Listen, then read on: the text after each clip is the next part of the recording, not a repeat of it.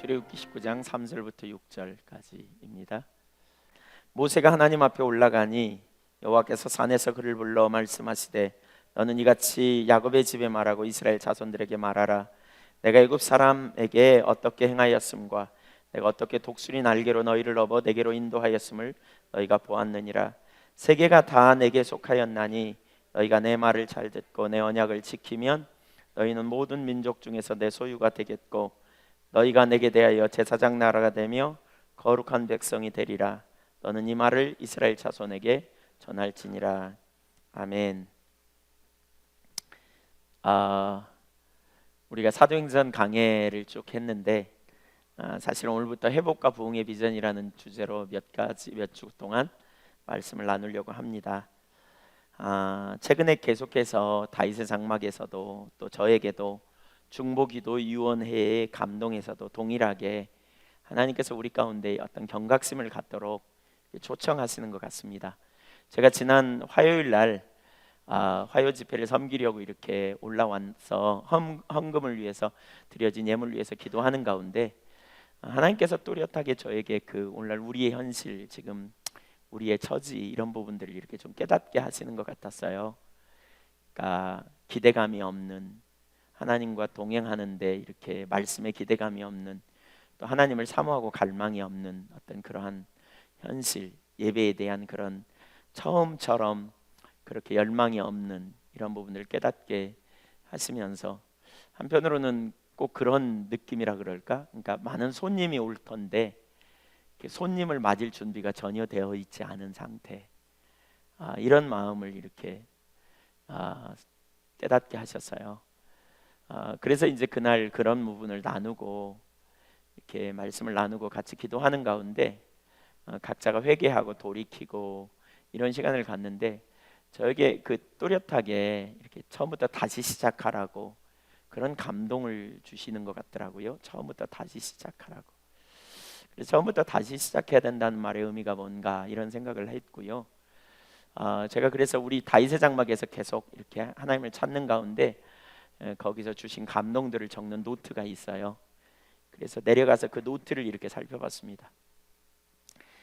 근데 시간이 없어서 바로 기도사역자들 그 모임이 있어서, 전국 집회 모임이 있어서 그걸 펴놓고 이렇게 한 2페이지쯤 넘기는데 거기에 동일한 감동이 있더라고요. 처음부터 다시 시작하라, 이런 감동. 그리고 나가서 이제 기도사역자들 모임에서 같이 기도하면서 그런 문제를 나눌 때 역시 동일한 감동이었어요. 처음부터 다시 시작하라. 그래서 제가 처음부터 다시 시작하라는 말이 뭔가 사실 마음으로 되게 이렇게 고민을 많이 했습니다. 처음부터 다시 시작하라는 말이 뭔가, 하나님께서 우리를 처음부터 다시 시작하라는 건 교회를 다시 시작하라는 말인가, 뭐 이런 생각도 해보고요. 처음부터 다시 정말 하나님 앞에 우리 신앙을 회복하고 새롭게 하라는 말씀인가, 뭐 그건 당연히 포함되겠지만 제가 여러 차례 여러분 우리 나눴지만 저는 우리 예한교회가 숫자만 많아지는 교회가 되는 거 아무 의미가 없다고 생각하거든요. 하나님이 기뻐하시는, 하나님을 기쁘게 하는 머리 대신 주님을 온전히 사랑하고 그 주님의 길로 행하되 존재를 다해 주님의 길을 따라가는 그런 자리에 있는 그런 교회, 사실 그런 교회가 되기를 원하고 그런 교회로 예한교회가 세워지지 않으면 무슨 의미가 있겠는가라는 생각을 해보면서 끊임없이 이렇게 그런 자리에 있기를 갈망하고 고민했습니다. 제가 주일 낮 예배 설교만큼은 어떤 때는 과거에는 모든 분들이 이해하고 또 들어도 전혀 부담감이 없을 정도의 그런 메시지를 전하는데 초점을 많이 두었습니다. 그러나 한편으로는 제 마음에 이렇게 주일날 한 번씩만 교회 나오는 분들도 계시는데 들어도 전혀 부담감이 없는 정도의 설교가 아니라 하나님의 길, 하나님의 의도를 더 깊이 깨닫고 발견하는 것이 얼마나 중요한가라는 생각을 해보고요. 그래서 그러한 메시지를 전해야 되겠다고 생각을 해왔었고 또 그렇게 나눴었습니다. 그런데 사실 어떤 순간부터인가 우리가 좀 안일함으로 돌아갔고 하나님 주신 비전을 놓치지 않고 있나, 놓치는 자리에 가지 않나, 이런 생각을 해보게 됐어요. 그래서 제가 그 어젯밤부터 설교 가지고 참 많이 고민하면서 사도행전을 계속 해야 될 것인가? 그러니까 사도행전 설교 준비하는 건 사도행전 준비 다 해놨는데 사실 한편으로는 계속 해야 될 것인가? 아니면 어떻게 해야 될까 고민하다가 오늘 본문을 가지고 회복과 부흥의 비전을 다시 좀 살펴보는 게 필요하겠다라는 생각을 하게 됐습니다. 그래서 오늘 말씀을 오늘부터 몇 주간에 걸쳐서 시리즈로 살피려고 합니다.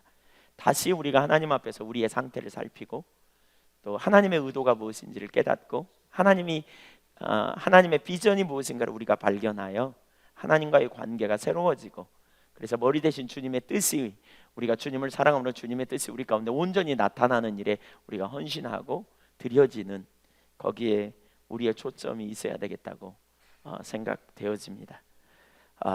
그래서 오늘부터 되어지는 그러니까 나눠지는 부분에 하나하나가 이렇게 정직하게 대면하고 서는 그런 기간이 되기를 소원합니다. 아멘.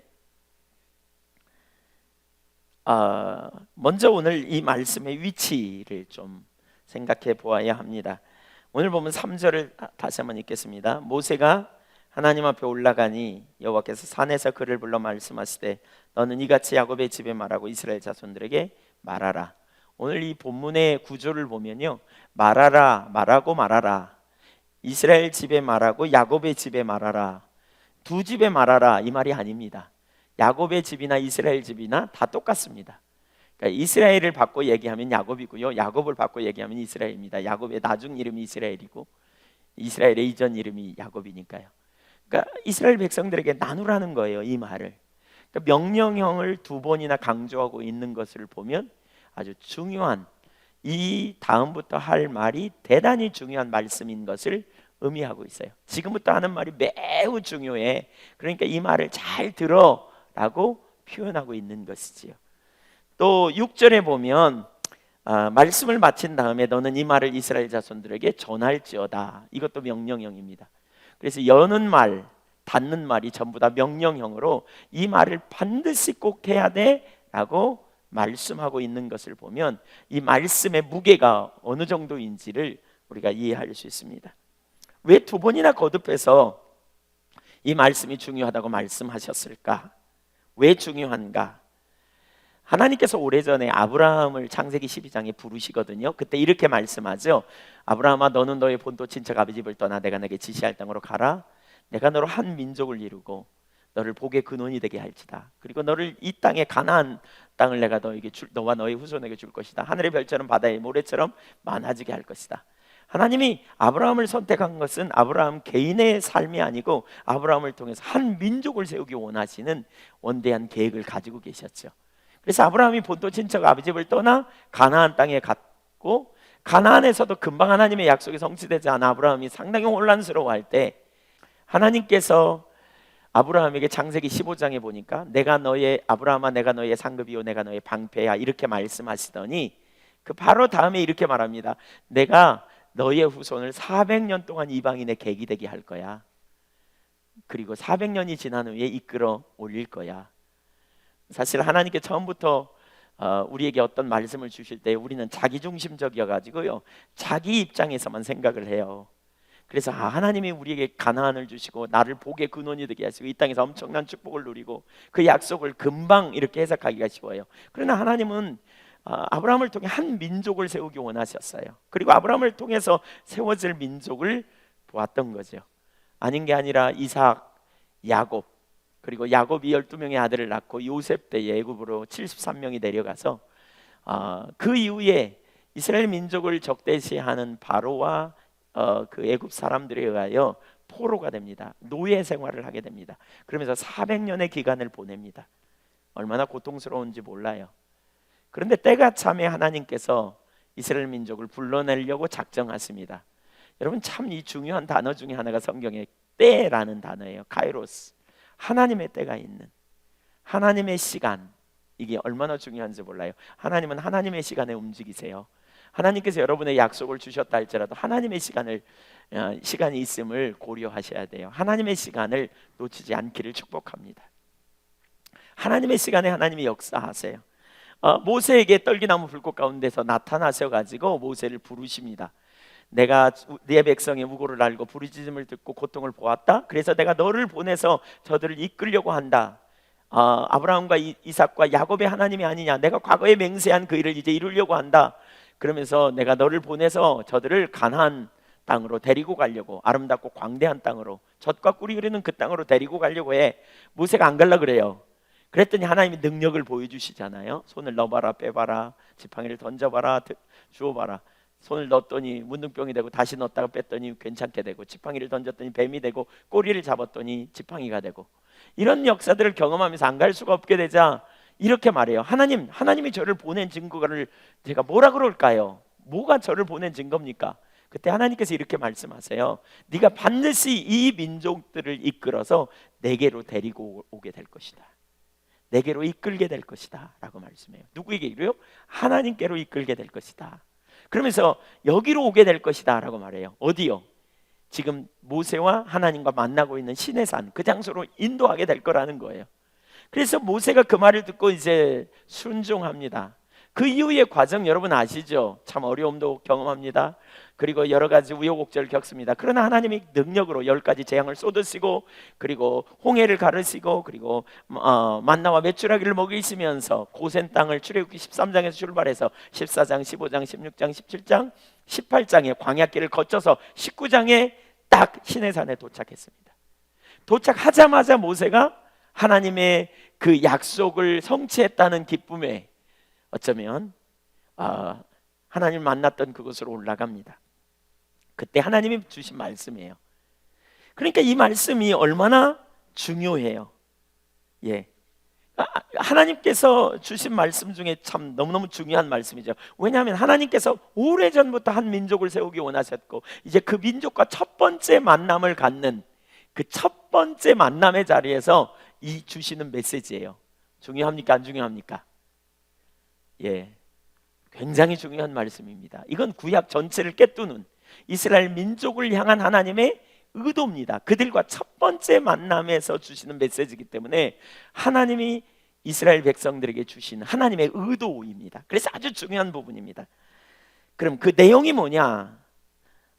두 가지 하나님의 의도와 한 가지 조건, 하나님의 뜻이 세 가지가 나타나 있는데요. 첫째, 하나님과 친밀한 관계로 이끄십니다. 4절을 한번 보겠습니다. 같이 한번 읽죠. 4절 시작.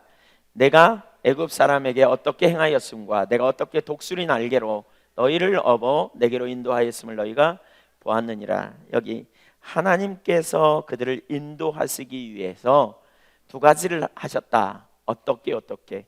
첫째 뭐였어요? 400년 동안 종살이하는 이스라엘 백성들 애굽에서 건져내셔서 구원하셨다. 종살이에서 능력을 발하셔서 그들을 건져내시고 구원에 인도해 내셨다라고 말하고 있고요. 두 번째로는 그들을 건져내신 다음에 광야길을 불기둥, 낮에는 구름기둥, 밤에는 불기둥으로 그들을 보호하시면서 이끌어 내셔서 여기까지 데리고 왔다는 거예요. 이렇게 인도하셨다는 거예요. 근데 거기 보니까 뭐라 그러냐면, 이렇게 내가 행하였다, 애굽 사람들에게 재앙을 퍼붓고, 그리고 독수리 날개로 업어 너희를 인도했다. 그래서 결국은 누구에게로 인도했다고요? 하나님께로, 내게로 인도했다라고 말씀하고 있어요. 하나님과의 관계성으로 인도하셨다라고 말씀하세요. 그러니까 출애굽기 14장부터 19장까지 18장까지 광야를 인도하시고요, 19장부터 24장까지는 뭘 하냐면 언약을 맺습니다. 그러니까 하나님께로 이끄셔서 언약식을 합니다. 언약. 근데 그 언약의 핵심은 뭐냐? 하나님께서 이렇게 말씀하세요. 내가 너희 하나님이 되고 너희는 내 백성이 되리라. 하나님과 이스라엘 백성들과 인격적 관계, 언약의 관계를 맺게 되는 것입니다. 친밀한 관계로 인도하십니다. 이것이 하나님의 의도라는 거예요. 너희를 내게로 이끌었음을 꼭 기억하라 라고 말하고 있어요. 가만히 생각해 보세요. 이스라엘 백성들 입장에서, 여러분이 이스라엘 백성이라면 모세를 통해서 선포된 메시지는 가나안에 드리겠다고 하셨거든요. 그러니까 그들의 관심은 가나안입니까? 하나님입니까? 가나안입니다. 가나안. 가나안을 우리가 누리게 되겠구나. 가나안에 들어가겠지. 가나안에 들어가면 젖과 꿀이 흐른데, 더 이상 노예 생활할 필요도 없어. 거기는 놀라운 풍요가 있어. 그 땅을 사모하고 기대했다고요. 인간은 항상 자기 중심이에요. 그래서 우리 관점에서 생각해요. 우리가 예수 믿고 얻은 결과가 뭐죠? 구원입니다. 그래서 우리는 그 십자가의 사건의 초점이 항상 어디에만 있냐? 구원에 있습니다. 구원. 우리를 구원하신 놀라운 사건 맞습니다. 구원 맞습니다. 그런데 하나님의 의도는 그보다 더 넓은 의도가 있음을 우리는 염두에 두어야 돼요.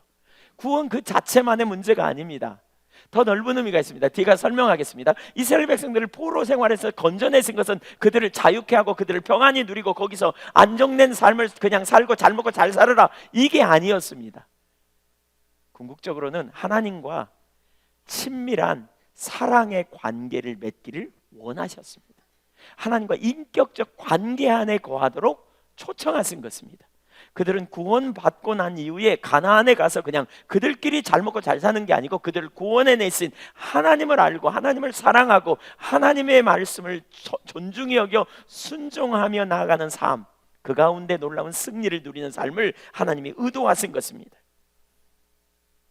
이것은 구약의 이스라엘 백성들만의 이야기가 아니에요. 신약시대 오늘날 우리에게도 해당돼요. 노예 생활에서 건져내시고 그리고 불기둥 구름기둥으로 저들을 인도하셔서 하나님께로 이끄셨다는 이 사실은 구약시대만 있지 않아요. 신약시대 우리에게도 해당돼요. 예수님이 지신 십자가의 핵심 목적이 뭐냐? 친밀한 관계로 우리를 하나님께로 이끄신 것이 목적이었어요. 에베소서 2장 12절 이하를 보겠습니다. 여기 12절과 19절을 비교해 가면서 같이 한번 읽죠. 위에 있습니다. 같이 읽습니다. 시작. 그때의 너희는 그리스도 밖에 있었고 이스라엘 나라 밖의 사람이라 약속의 언약들에 대하여는 외인이요 세상에서 소망이 없고 하나님도 없는 자이더니, 그때 우리의 상태가 뭐야? 그리스도 밖에, 이스라엘 나라 밖의 사람, 하나님도 없고 세상에서 소망도 없는 자, 약속의 언약에 없는 자. 그러나 2장 19절 읽겠습니다. 그러므로 이제부터 너희는 외인도 아니요 나그네도 아니요 오직 성도들과 동일한 시민이요 하나님의 권속이라. 외인이었는데 외인이 아니에요. 나그네였는데 나그네가 아니에요. 하나님과 상관도 없는 자였는데 하나님의 가족이 되어버렸어요. 그 사이에 뭐가 있느냐? 십자가 사건이 있어요. 십자가에서 이루신 일 13절부터 17절까지 제가 읽겠습니다. 이제는 전에 멀리 있던 너희가 그리스도 예수 안에서 그리스도의 피로 가까워졌느니라. 십자가를 얘기해요. 그는 우리의 화평이신지라 둘로 하나를 만드사 원수된 것 곧 중간에 막힌 담을 자기 육체로 허시고 법조문으로 된 계명의 율법을 폐하셨으니 이는 이 둘로 자기 안에서 한 새 사람을 지어 화평하게 하시고 또 십자가로 이 둘을 한 몸으로 하나님과 화목하게 하려 하심이라. 원수된 것을 십자가로 소멸하시고 또 오셔서 먼데 있는 너희에게 평안을 전하시고 가까운 데 있는 자들에게 평안을 전하셨으니. 하나님과 인간 사이를 가로막는 담, 원수된 거, 그게 뭡니까? 허물. 그게 뭡니까? 인간이 하나님을 떠나 분리됨으로 범죄한 거죠. 그래서 죄의 싹은 사망이에요. 죄의 대가는 멸망이에요. 그런데 그 죄의 문제를 하나님의 아들 예수 그리스도께서 우리의 모든 죄를 담당하시고 십자가에 달려 죽으심으로 영단번에 우리의 모든 죄를 완전히 도말하시고 그 예수 믿음으로 말미암아 예수님을 믿음으로 영원한 생명을 누리도록 이끄셨다는 거예요. 그래서 예수 그리스도 안에서 우리는 영원한 생명을 소유한 자요, 예수 그리스도를 통해서 영원한 안식에 누리는 그러한 역사를 이룬 거죠. 그래서 하나님과 우리 사이에 막힌 담을 헐어내셨다. 그래서 우리는 그 예수 그리스도 안에서 하나님의 가족이 되었다, 이렇게 말해요. 근데 중요한 구절이 18절에 있어요. 18절 같이 한번 큰 소리로 읽습니다. 시작. 이는 그로 말미암아 우리 둘이 한 성령 안에서 아버지께 나감을 얻게 하려 하심이라. 이는 이라는 말은 앞구절을 받아요. 십자가 사건은 결국 어떤 일을 이루어요? 우리 둘이, 이 말은 유대인이나 헬라인이나 유대인과 헬라인, 유대인과 이방인들이 다 예수 그리스도로 말미암아 한 성령 안에서 아버지께 나감을 얻게 하려고, 바꿔 얘기하면 아버지와 친밀한 사랑의 관계로 초청하신 것이에요. 친밀한 사랑의 관계. 하나님의 의도는 우리가 하나님과 친밀한 사랑의 인격적 관계 안으로 초청하신 거예요. 친밀한 사랑의 관계. 십자가의 사건은 단지 우리를 구원해 놓는 것만이 아니라니까요. 십자가의 사건을 영적인 의미로 보면 원수의 일을, 마귀의 일을 멸하시는 사건이었다고도 말할 수 있어요. 근데 저는 십자가의 사건의 가장 궁극적인 것은 뭐냐? 하나님과 우리와 인격적 친밀한 관계성이라고 봐요. 죄의 문제를 해결하니까 당연히 우리가 구원받고요, 하나님과 관계가 해결됨으로 말미암아 친밀한 사랑의 교제를 누리도록 하는 거예요. 구원은 우리가 예수 믿음으로 이루어졌다면 친밀한 관계는요 지속되는 관계예요. 계속해서 우리가 하나님을 아버지로 여기고 아버지로 부르며 하나님을 의지하고 하나님을 사랑하고 하나님과 교제하는 가운데 계속해서 살아가는 친밀한 인격적 관계성을 누리며 사는 삶, 그것이 하나님의 의도였다고요. 예수님이 바로 그 일을 하러 오셨어요. 인격적인 친밀한 관계성, 에덴 동산에서의 친밀한 관계로의 회복, 그것을 의미해요. 근데 예수님이 그렇게 일을 이루셨을 뿐만 아니라 예수님께서 뭡니까? 승천하시면서 또 다른 보혜사를 우리에게 보내시겠다고 약속합니다. 요한복음 14장 16절에 보면 이렇게 말합니다. 내가 아버지께 구하겠으니 그가 또 다른 보혜사를 너희에게 주사 영원토록 너희와 함께 있게 하리니. 예수님이 또 다른 보혜사를 보낸다. 이 말의 배경을 좀 이해하면요, 요한복음 14장에 예수님께서 내가 승천한다, 나 간다 이렇게 표현해요. 제자들이 매우 두려워해요. 예수님이 떠나신다니 얼마나 두렵겠어요. 그때 예수님께서 내가 가면 너희에게 또 다른 보혜사를 보낼 거야. 요한복음 16장 7절에 보면 실상을 말하는데 진짜는 내가 가는 게 너희에게 유익이야. 왜 그럴까요? 예수님이 계시면 예수님 주변에 있는 사람들은 영향을 받지만 예수님이 육신을 갖고 계시기 때문에 예수님 멀리 떠난 사람은 예수님을 잘 못 만나요. 그래서 예수님이 가셔서 또 다른 보혜사가 오심으로 말미암아 모든 믿는 자들 안에 거하셔서 영원한 진리 가운데로 인도하시겠다는 거예요. 여기 보혜사라는 말은 이런 의미예요. 보호하시고 은혜를 주시고 가르치신다. 성경적으로 한문으로 표현하면 그렇죠. 보호하시고 은혜를 주시고 가르치신다. 영어 성경은 훨씬 더 다양하게 말해요. 카운셀러, 상담자, 컴포터, 격려하고 위로하시는 분, 헬퍼, 돕는 분, 가이드, 인도하시는 분, 티처, 가르치시는 분. 이게 보혜사예요. 예수님이 원래 보혜사셨어요. 보혜사셨던 예수님께서 우리를 가르치시고 은혜를 주시고 인도하시고 제자들을 그렇게 돌보셨다고요. 근데 그분이 승천하시면서 또 다른 보혜사 성령님으로 우리 가운데 오시겠다는 거예요. 17절 보세요. 그는 진리의 영이라 세상은 능히 그를 받지 못하나니 이는 그를 보지도 못하고 알지도 못함이라. 그러나 너희는 그를 아나니 그는 너희와 함께 거하시며 너희 속에 계시겠습니다. 너희 안에 거하시겠다, 계시겠다. 그러면서 18절이 중요합니다. 같이 읽을까요? 내가 너희를 고아와 같이 버려두지 아니하고 너희에게로 오리라. 내가 너희를 고아처럼 버려두지 않을 거야 라고 말씀해요. 너희는 고아가 아니야. 왜냐하면 내가 다시 올 거니까. 뭘로 오세요? 영으로 오세요. 그래서 로마서 8장에 보면 성령을 그리스도의 영이라고도 표현해요. 예수님이 이 땅에 오셔서 뭘 하셨다고요? 보혜사로서 사람들을 하나님께로 이끌고 막힌 담을 헐어내셔서 하나님과의 친밀한 교제로 인도하셨다면 이제 그 예수님이 하신 모든 일을 보혜사 성령님이 오셔서 우리를 하나님께로 이끄시고 우리를 깨닫게 하심으로 하나님께로 이끄는 일을 하신단 말이에요. 그래서 아까 에베소서 2장 18절에 뭐라 그랬어요? 이는 우리 둘이 한 성령 안에서 하나님께 아버지라 부르짖으며 나아가게 하셨다고 그랬어요. 누구로 말미암아? 성령님으로 말미암아. 성령님이 우리를 하나님과 친밀한 관계, 인격적 교제 안으로 우리를 계속 이끌고 그 관계를 새롭게 하시는 자리로 우리를 인도하신단 말이에요. 요한일서 4장 13절에도 이렇게 말하고 있어요. 그의 성령을 우리에게 주심으로 우리가 그 안에 거하고 그가 우리 안에 거하시는 줄을 아느니라. 그가 우리 안에 우리가 그 안에. 요한복음에 요한 서신서나 요한복음에 보면 우리가 그 안에 그가 우리 안에라는 말은요 친밀한 관계를 말합니다.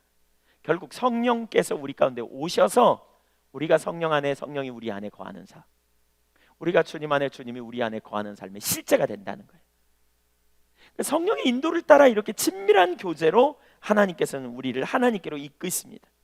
예수님의 십자가는 하나님과 친밀함으로 인도합니다. 예수님이 승천하시고 보혜사를 보내심도 하나님과 친밀함으로 인도하십니다. 우리는 구원에만 초점이 돼요. 구원 그 자체, 구원 받았다 이제. 근데 예수님은요 구원은 기본이에요. 그리고 뭐예요?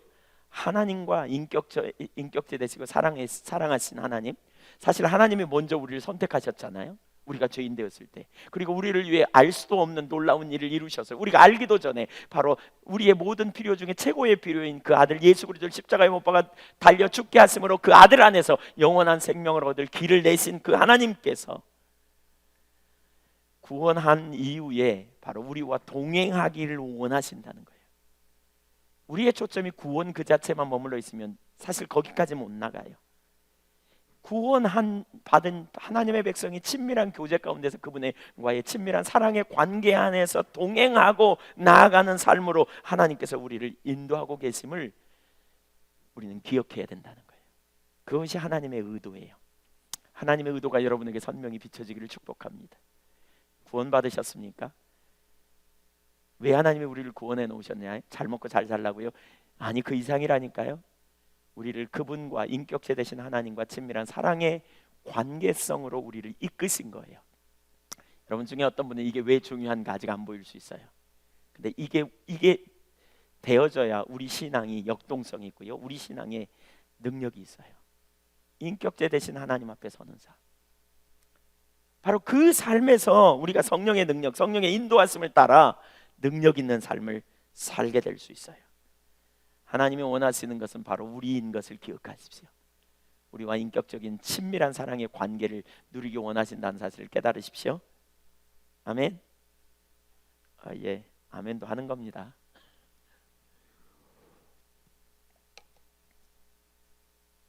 두 번째, 하나님의 의도는, 첫째, 하나님은 친밀한 관계로 초청하신다. 두 번째, 하나님의 의도는 당신의 백성들을 구별하고 사역하게 하심으로 영광을 받으시기 원하십니다. 하나님께서 의도하고 계심이 있어요. 왜 우리를 택하시고 우리와 동행하고 친밀한 관계성에 두시느냐? 그 다음에 나타난 의도가 19장 5절 하반절부터 6절까지 보면 세 가지 그 하나님의 계획이 나옵니다. 5절 하반절부터 너희는 모든 거기서부터 읽겠습니다. 16절까지 6절까지 시작. 너희는 모든 민족 중에서 내 소유가 되겠고 너희가 내게 대하여 제사장 나라가 되며 거룩한 백성이 되리라. 너는 이 말을 이스라엘 자손에게 전할지니라. 여기 세 가지 약속이 있죠. 세 가지 약속, 하나님의 의도예요. 첫째 뭐냐? 너희는 모든 민족 중에서 내 소유가 되겠다. 두 번째, 너희는 제사장 나라가 되리라. 세 번째, 너희는 거룩한 백성이 되리라.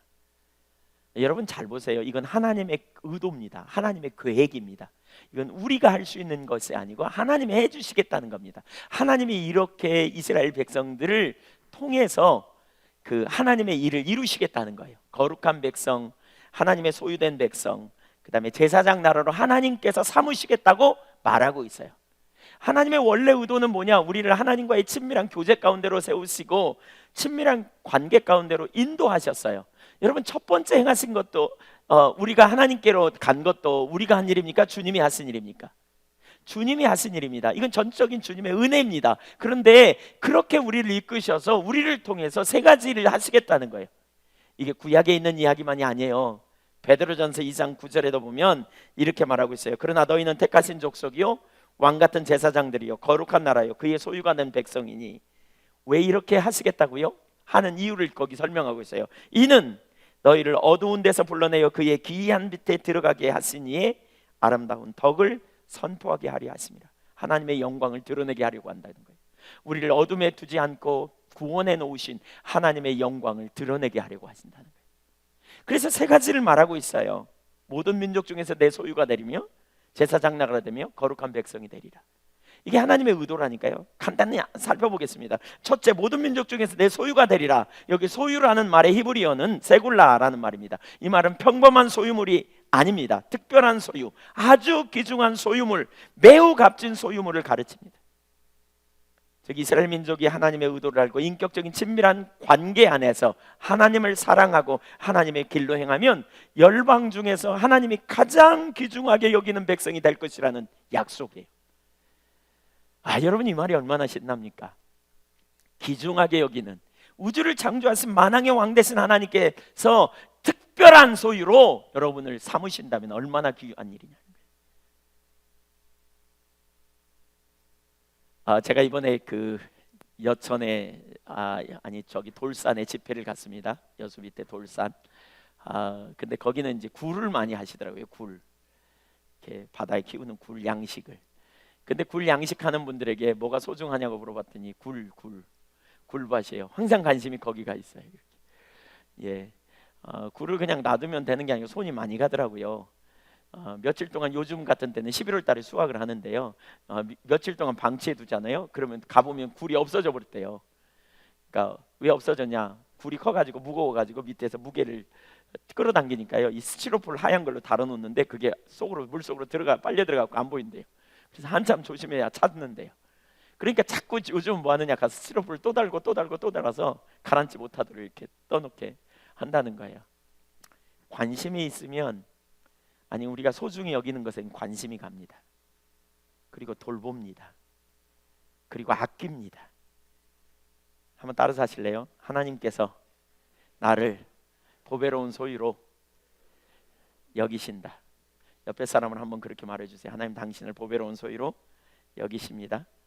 계획하십니다. 의도하셨습니다. 별로 안 느껴지는 이 썰렁함은 뭘까? 안 믿어지나요? 하나님의 의도라니까요. 신명기서에 보면 이스라엘 민족을 향해 하나님이 이렇게 말씀합니다. 이스라엘을 건드리는 자는 여호와의 눈동자를 건드리는 자와 같다. 여러분, 우리 그 신체에 제일 민감한 분이 눈동자거든요. 이 눈꺼풀이 하루에 뭐 3,000번 깜빡거린다든가 뭐 그렇게 얘기하더라고요. 그뿐만 아니라 시간이 돼서 어떤 먼지가 끼면은 위에서 그냥 스프레이가 뿌려집니다. 그리고 그냥 이렇게 깜박깜박 해가지고 어떻게 해요? 샤워 쫙 깨끗하게 하잖아요. 눈이 민감해서요. 제일 사람에게 뭐가 이렇게 날아가면 제일부터 가리는 게 얼굴이잖아요. 왜 그렇습니까? 눈을 보호하기 위한 본능입니다. 하나님께서 이스라엘 민족을 그렇게 보배로운 소유로 여기신다는 말의 의미는 그겁니다. 절대로 그냥 두지 않으십니다. 이게 하나님이 이스라엘 백성들 향하는 의도였다는 거예요. 우리를 향하는 의도시고요. 두 번째는 제사장 나라 삼는다라고 표현합니다. 여기 제사장 나라는 뭡니까?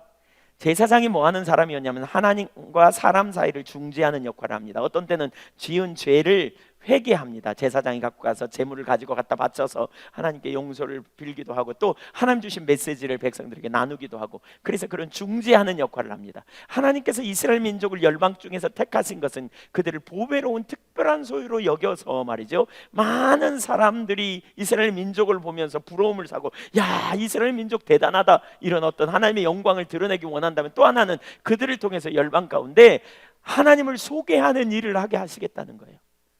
그들을 하나님께로 돌아오게 하는 통로가 되게 하는 일, 그들을 통해서 하나님의 영광을 드러내는 일, 하나님의 말씀이 선포되는 일, 이런 일들을 삼으시겠다는 거예요.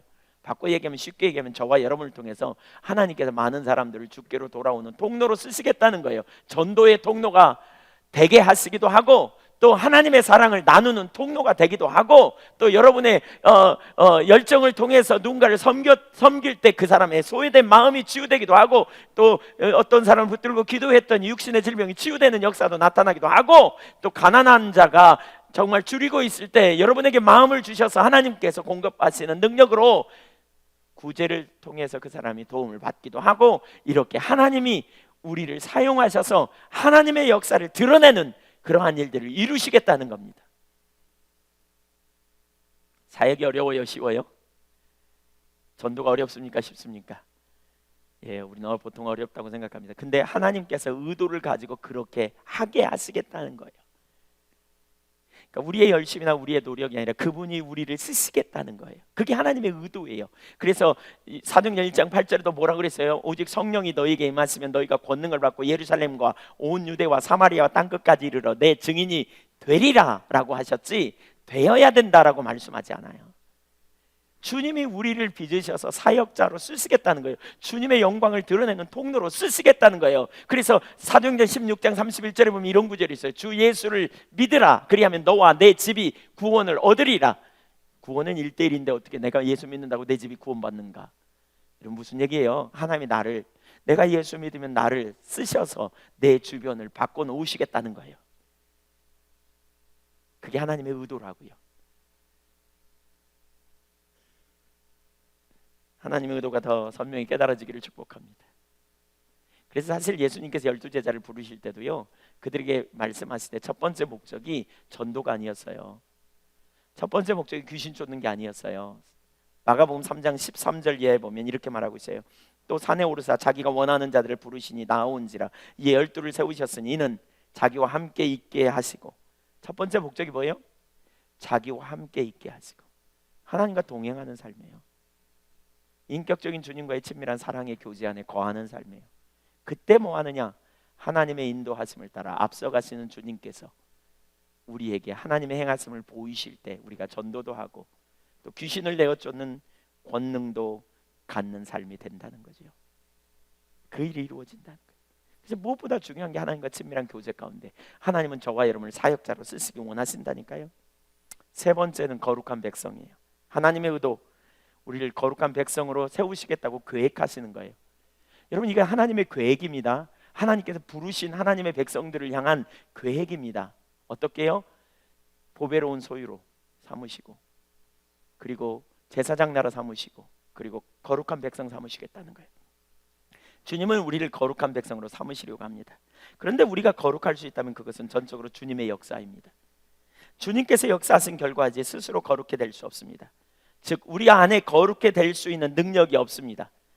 우리는 거룩해 되려는 소망을 가지고 거룩해 하시는 주님을 신뢰하고 나아가야 합니다. 하나님은 저와 여러분을 거룩해 하시려는 계획을 가지고 계십니다. 그러니까 우리는 그 하나님의 선하신 계획을 신뢰하고 나를 변화시킬 주님의 능력을 의지하여 나아가야 합니다. 우리가 십자가 복음을 나누는 가운데 많은 분들이 이렇게 이런 고백을 하는 걸 제가 많이 들어요. 말씀대로 살아도 잘 안 사라져요. 예. 우선 여러분 속에 선함이 없음을 믿으십니까? 다시 여쭤볼게요. 선함이 없음을 믿으십니까? 예. 선함 없음을 진짜 믿는다면요, 우리가 바울 사도처럼 고백한다 그랬잖아요. 오라 공고한 사람이다. 이 사망의 몸에서 누가 나를 건져내랴. 자기 속에 선함이 없음을 아는 사람은요, 사망의 몸, 바꿔 얘기하면 한마디로 말하면 뭐예요? 내 안에 해답이 없음을 알아요. 내 안에 하나님을 기쁘시게 할 해답이 없다. 내 안에 구원에 이를 해답이 없다. 내 안에 능력이 없다. 요한의 슬레는 이걸 썩은 나무에 비교합니다. 그러니까 잘못된 나무, 부패한 나무. 그 결과는 부패한 열매를 맺을 수밖에 없는 인생이라는 거죠. 썩은 나무에 불과한, 근본적으로 선함이 없음을 발견한, 그래서 자기 안에 해답을 구하지 않고 누가 나를 건져내리 해답을 밖에서 찾는다 그랬잖아요. 근데 제가 이런 부분을 나눴더니 많은 분들이 그러면서 그 다음에 우리가 자기 안에 해답이 없음을 알기 때문에 그 다음에 우리는 주님의 은혜를 의지하고 주님의 능력으로 살 때 우리는 그 능력 있는 삶을 살게 된다, 이렇게 나눴더니 많은 분들이 이런 고백을 해요. 말씀대로 해도 안 사라지던데요. 우리 예한교회가 언제부턴가 조금 그런 자리에 가 있는 분들이 많은 것 같아요. 제가 전하는 메시지, 우리가 추구하는 가치관, 하나님과 친밀한 교제 가운데 있는 것입니다. 그렇기 때문에 뭐예요? 주님을 추구하고 친밀한 교제 가운데 동행하는 삶의 실제를 추구하지 않으면 절대로 이렇게 능력 있는 삶이 안 됩니다. 그러니까 말씀을 타성에 젖어집니다.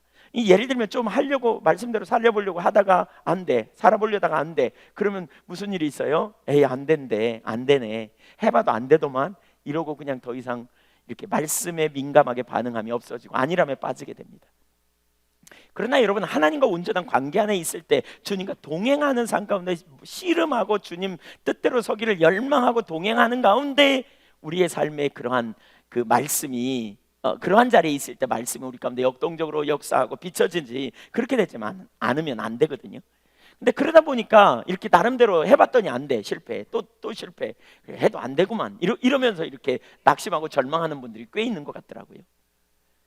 근데 여러분, 진짜 복음을 이해하면요, 낙심할 수가 없습니다. 진짜 낙심하는 자리에, 절망하는 자리에 서고 돌아서서 하나님의 은혜를 구하는 자리에 복음을 발견했다면 더 이상 낙심하지 않습니다. 왠 줄 아십니까? 로마서 7장 25절을 보면 이렇게 말하고 있어요. 바울 사도가 너무나 많이 우리가 나눴죠. 그리스도 예수로 말미암아 하나님께 감사하리로다. 그리스도 예수 그리스도로 말미암아 하나님께 감사하리로다. 우리가 마음으로는 하나님의 법을, 육신으로는 죄의 법을 쫓노라. 여러분, 마음으로 하나님의 법을 쫓고 육신으로 죄의 법을 쫓는 모습을 보면서 바울 사도는 감사하다 그래요. 감사하다 그래요. 우리식의 이해, 어떤 분은 이렇게 이해해요. 나 항복했어. 그래, 내 자원으로 안 돼. 그래서 예수님 필요해. 나 그거 인정해. 근데 그 다음에 살아야 될 거 아니야. 이렇게 나오지 않나요? 그래서 안 사라지면 그것 때문에 힘들어. 근데 잘 보세요. 바울 사도는요, 안 사라지는데도 뭐라 그러냐? 안 사라져. 더 이상 안 사라지는 거예요. 그런 상황에 뭐라 그러냐? 하나님께 감사한대요. 예수님 때문에. 무슨 차이예요? 어떤 사람은 여전히 자기를 봐요. 내 속에 선함이 없어. 그래, 내 힘으로 안 돼. 그래, 주님을 내가 의지했어. 그리고 의지했어. 열심히 의지했으니까 이제 뭔가 될까? 그리고 봤더니 여전히 안 살아. 못 살아. 여전히 실패해. 그러니까 또 낙심해. 그리고 좌절해. 그리고 또 힘을 내서 또 구해봐. 그랬더니 또 안 사라져. 그리고는 결론을 내리는 거죠. 해봐도 안 되더만. 근데 바울 사도는 그렇지 않았어요. 해봐도 안 됐어. 그러니까 역시 진짜 예수님 없이는 안 돼. 역시 예수 그리스도 없이는 소망이 없는 자야 라고 고백하고 가는 거죠. 여러분 기억하세요. 우리가 주님을 추구하고 주님의 뜻대로 살려고 하면 할수록 우리는 결국 우리 자신 안에 해답이 없음을 발견해요. 이례적으로 내가 항복했다고요? 이례적이 아니고요, 계속된 항복이 우리 가운데 있어야 돼요. 어떻게요? 정말 내 안에는 선함이 없구나. 그래서 나는 죄에 쩌든 인간이구나. 내 본성 속에 선함이 없구나. 이걸 정말 중심에 발견한 사람은 그 다음에 그 사람이 선한 행위를 한다면, 내가 과거에는 이게 내 노력이나 내 의인 줄 알았더니 그게 아니고 철저한 하나님의 은혜였구나. 여러분의 실패한 모습, 절망하는 모습을 보고 실패하는 모습, 안 되는 모습 때문에 좌절합니까? 죽겠습니까? 더 많이 죽으십시오. 실패한 모습을 더 많이 보십시오. 그리고 더 많이 죽으십시오. 그리고 돌아서서 예수님을 의지하십시오. 그래서 예수님이 저를 위해 오셨다고 고백하십시오. 예수님 붙들고 나면 그 다음에 금방 우리의 삶에 변화가 일어날 것 같습니까? 여러분, 금방 변화가 일어나지 않습니다. 그 과정이 있습니다. 물론 하나님의 능력으로 그렇게 은혜가 함께하면 단번에 우리는 변화된 삶을 살 것입니다. 그러나 그 과정이 있습니다. 실패하는 자신의 모습을 보면서 안 된다고 말하지 마십시오.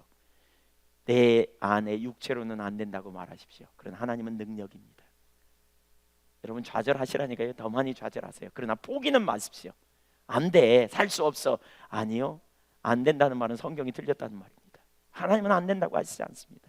하나님은 하나님의 능력을 힘입어 우리 삶이 놀랍게 변화될 것을 말씀합니다. 그것이 하나님의 의도요, 그것이 하나님의 역사입니다.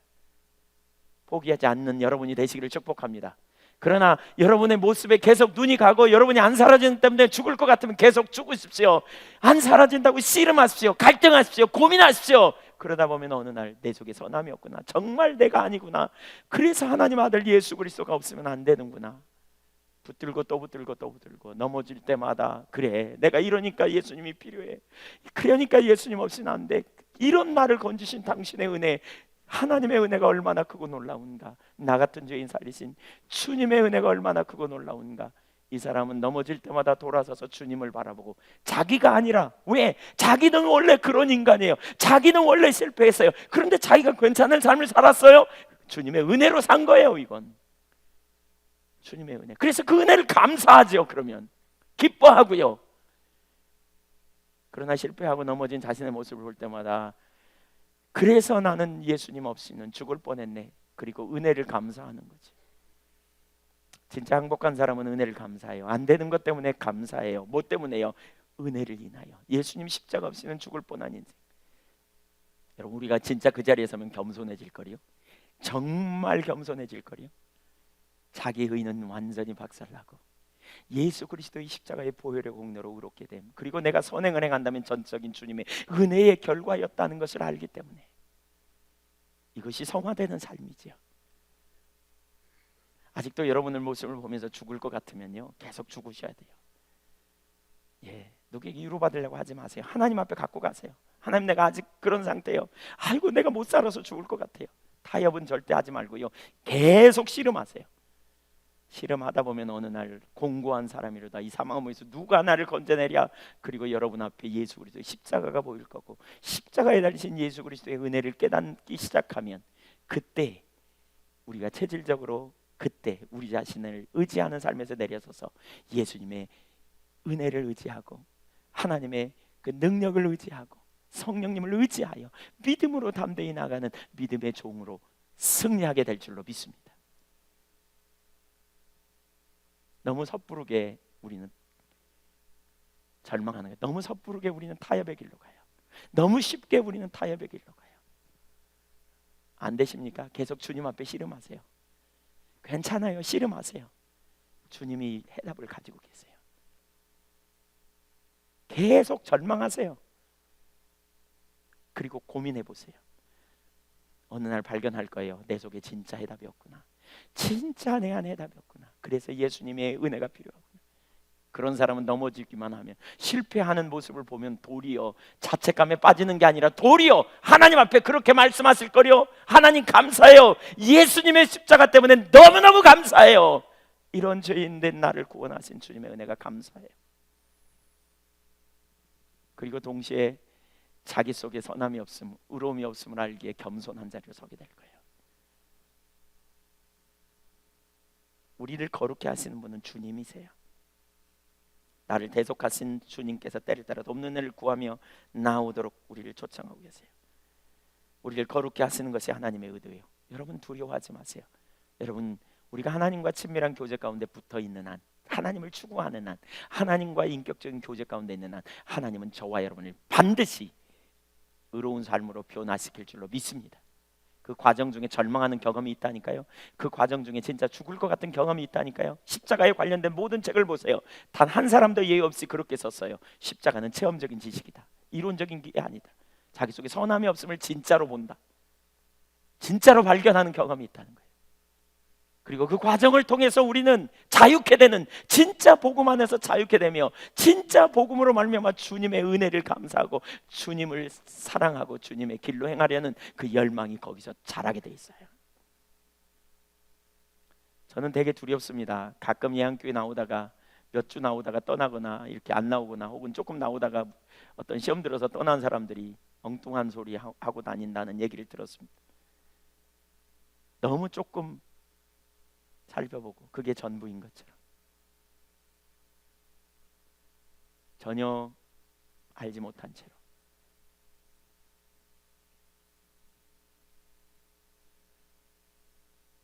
그것은 잘못된 것입니다. 주님이 우리를 그렇게 의도하시고 세우시고 빚어가실 줄로 믿습니다. 주님을 신뢰하십시다. 믿음 안에서. 아멘. 세 번째, 하나님의 초청입니다. 세 번째 조건이 있습니다. 여기, 그러니까 세 번째는 조건입니다. 너희가 내 말을 잘 듣고 언약을 지키라. 이건 조청입니다. 조건입니다. 초청이고요. 친밀한 관계를 위한 조건. 앞에 두 가지는 하나님께서 이루신 거예요. 우리가 죄인 되었을 때 나를 택하시고 구원해 놓으셔서 하나님께 이끄시고 성령으로 나를 인도해 가시는 것이 하나님의 역사라면, 나를 향한 세 가지 계획을 가지고 계세요. 뭐죠? 하나님의 소유된 백성이고 보배로운 소유고, 그 다음에 제사장 나라 삼고, 그 다음에 세 번째가 뭐였어요? 거룩한 백성으로 구별되어 우리를 세우시겠다는 거. 이게 하나님의 의도예요. 그것은 하나님이 행하시는 일이에요. 근데 그 삶을 주님께서 우리 가운데 이루시려고 하시는데 우리에게 한 가지 조건, 초청이에요. 하나님의 약속에는 초청이 있거든요. 네가 이렇게 이렇게 하면 내가 이렇게 할 거야. 먼저 하셨어요. 이렇게 했기 때문에 구원해 놓으신 게 아니고 먼저 하나님이 은혜로 구원해 놓으셨어요. 그 다음에 이렇게 세 가지를 이룰 거야 라고 하는 데는 조건이 있어요. 그러니까 가운데 조건이라고요. 구원도 조건이 아니에요. 구원은 은혜로 받은 거라면 그 다음에 우리로 이렇게 하나님께서 우리에게 만드시는 것은 조건이 있어요. 그 조건이 뭐냐 이런 거죠. 앞에 두 가지는 이루신 거라면 이제 그 뒤에 조건은 5절 상반절을 보겠습니다. 5절 시작. 세계가 다 내게 속하였나니 너희가 내 말을 잘 듣고 내 언약을 지키면. 한마디로 하나님은 주권자시라는 말입니다. 세상은 하나님의 것입니다. 그래서 하나님의 말씀을 듣고 언약을 지키라는 거예요. 언약을 맺은 것을 지키라는 거예요. 언약을 어기지 말라 이 말이에요. 그러니까 하나님과 이스라엘과 언약을 맺었잖아요. 저와 하나님과 언약을 맺은 것처럼 우리가 예수 그리스도를 믿은 믿음 안에서 언약을 맺죠. 언약을 지키라는 거예요. 어떤 사람이 결혼을 했어요. 결혼 서약을 해요. 여기 서약. 여기서 서약을 했어요. 근데 서약을 한 것을 지키라는 거예요 지금. 근데 그 지키는 조건이 뭐냐? 너희가 내 말을 듣고, 이렇게 말하고 있어요.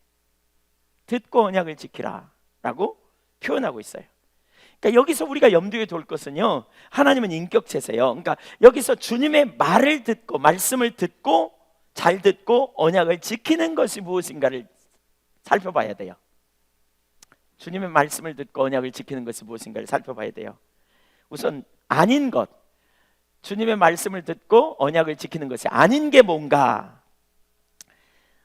첫째, 단순한 지식으로 듣는 것은 주님의 말씀을 잘 듣는 게 아니에요. 지식으로 듣는 것은 주님의 말씀을 듣는 게 아니에요. 그러니까 여기서 말하는 말씀을 듣고 언약을 지키라는 말은요, 삶으로 이어지는 걸 의미해요. 순종을 의미해요. 교회 안에는 두 부류만 있어야 된다고 생각해요. 저는 한 부류는 뭐냐? 말씀을 듣고 이렇게 아직 그 말씀대로 살 수 있는 믿음이 없어. 그래서 어떻게 해요?